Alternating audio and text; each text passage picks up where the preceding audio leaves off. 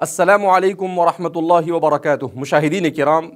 ہم اس وقت آپ حضرات کی خدمت میں ایک بہت ہی اہم خبر لے کر حاضر ہوئے ہیں۔ مفتی یاسر صاحب نے مجھ سے رابطہ کیا اور رابطہ کر کے مجھ سے کہا کہ ایک بہت اچھی اپورچونٹی ہمارے سامنے اس وقت امریکہ میں شکاگو کے قریب ایک جگہ پر آ رہی ہے، وہ یہ کہ 18 ایکڑ میں ایک 180 سال پرانا اسکول اور انسٹیٹیوٹ یہ بیچا جا رہا ہے، اور اس کو نان پروفیٹیبل بیس کے اوپر جو بھی آرگنائزیشن خریدنا چاہتا ہے یہ 40 سے 50 ملین ڈالر کا ہے، مگر اس کو صرف 3.7 ملین ڈالر کے اندر میں بیچا جانا ہے۔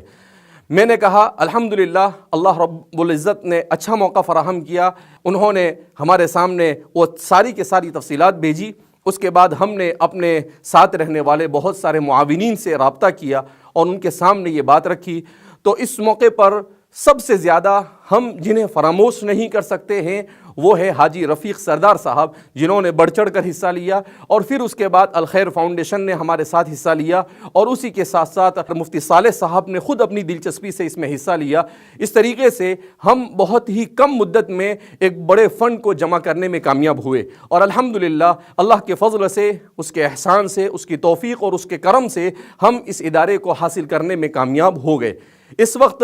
ہمارا اس ادارے کے اوپر کیا پلان ہے؟ ہم لوگ یہ چاہتے ہیں کہ اس ادارے کو ایک بہترین اسلامک اسکول شروع کیا جاوے، اور پھر وہاں پر ایک کیریکولم ڈیولپ کیا جائے جس میں مسلمانوں کے کرنٹ اور آئندہ نیکسٹ جنریشن کے ایمان اور اسلام کی حفاظت کے اسباب کو مہیا کیا جاوے، اور اس طریقے سے امت کو تعلیم جو بہت ہی زیادہ ضروری ہے، اور